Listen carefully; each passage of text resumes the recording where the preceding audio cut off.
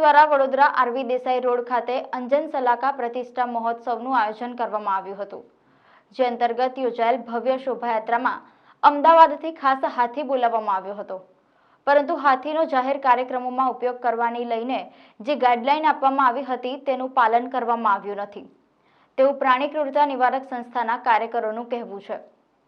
કાર્યકરો દ્વારા હાથીના માલિકને પૂછવામાં આવતા તેમની પાસે હાથીને માત્ર અમદાવાદથી વડોદરા લાવવાની મંજૂરી હતી, જેથી હવે પ્રાણી ક્રૂરતા નિવારણ સંસ્થાના કાર્યકર્તાઓ દ્વારા આ અંગે નવાપુરા પોલીસ મથકે તેમજ ફોરેસ્ટ વિભાગમાં ફરિયાદ નોંધવાની તજવીજ હાથ ધરવામાં આવી છે।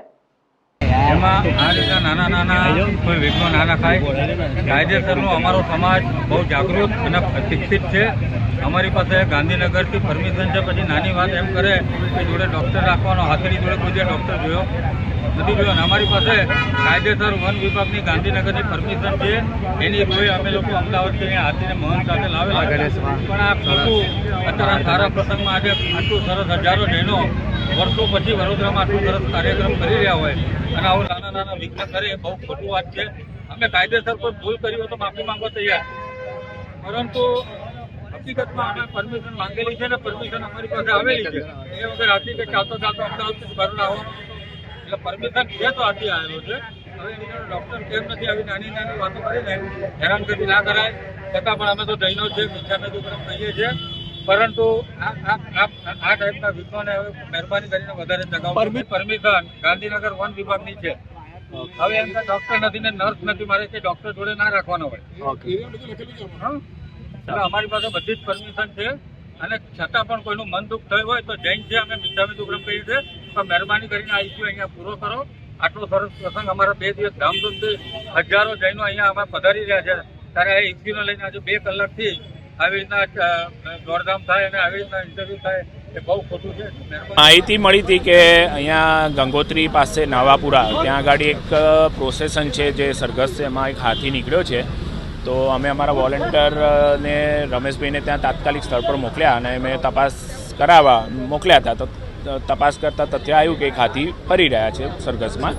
તો મેં કીધું એની પાસે ખાલી કાગળિયા જોઈ લો તમે કયા છે, યોગ્ય હોય તો પછી જવા દો, પણ એની પાસે કોઈ જાતના વેલિડ કાગળિયા હતા નહીં।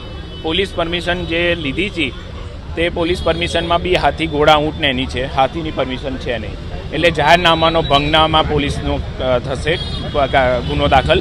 અને બીજું ફોરેસ્ટ ડિપાર્ટમેન્ટે જે અમદાવાદથી અહીંયા વાહતુક પાસ ટ્રાન્ઝિટ પરમિટ આપી છે એમાં બી લખેલું છે કે જ્યારે બી તમે રોડ પર કે કશે જાઓ આવી રીતે પ્લેસમાં, પબ્લિક પ્લેસમાં, તો તમારે વેટરનરી ડૉક્ટર દાટ ગન સાથે જે બેભાન થવાની દવા હોય એની સાથે રાખવા, એ બી નથી એમની પાસે। એટલે બીજો હવે એ બી મને ડાઉટ જાય છે કે આ જે હાથી લાયા છે એ સાચો છે કે નહીં, એ નામની ટ્રાન્ઝિટ છે કે નહીં, એટલે આને માઇક્રોચિપિંગ છે। એટલે હું ફોરેસ્ટ ડિપાર્ટમેન્ટ ફરીથી એક રિક્વેસ્ટ કરીશ કે આનું માઇક્રોચિપિંગ રીડ કરે અને કયો હાથી છે। જો ખોટો હાથી લાયા હશે તો ફરીથી એના પર ગુનો દાખલ થશે। એટલે જે બી ઓલવેઝ છે કે ભાઈ આજે આટલું બધું અમે કેમ કરીએ છીએ કે આ હાથી એ જંગલી જાનવર છે। હવે હું તમને એક જ વાત કહું, મને મનની દુઃખ છે, પણ મારે અત્યારે બોલવું પડશે કે જે હરણી ખાતે જે દુર્ઘટના થઈ તેમાં બધા નોર્મ્સ નિયમ્સ બધું હતું, ઓન પેપર બધું રેકોર્ડ કરીને કોન્ટ્રાક્ટ કરેલો છે। અત્યારે બી પોલીસ એક બાજુ ના પાડે છે, હવે ફોરેસ્ટ કહે છે કે પોલીસ જાપ્તો રાખવાનો, હવે બે પેલા ના પાડે ના હા પાડે। હવે આજે તમને કહું કે મારે રોડ પર વ્હીકલ ફેરવવું હોય તો RTOની પરમિશન ને પછી પોલીસ પકડે, ફોરેસ્ટ ડિપાર્ટમેન્ટ નોટ ઓથોરાઇઝ કે તમને સરઘસ માટે પરમિશન આપી શકે। એ ખાલી એટલું જ છે કે ભાઈ આ જંગલી જાનવરને એક જગ્યાથી બીજી જગ્યાએ જવું હોય એનો વાહતુક પાસ આપે। એટલે મારે બેઉ સામે બી મારે કમ્પ્લેન કરવાની છે કે તમારા જે નિયમો, તમારા જે હોદ્દા છે તમારા પૂરતા રાખજો, એકબીજાની ઉપર ઢોળતા નહીં। એમાં ઢોળવામાં બિચારું મૂંગું જાનવર જે છે વન્યજીવ એની બલી ચડે છે।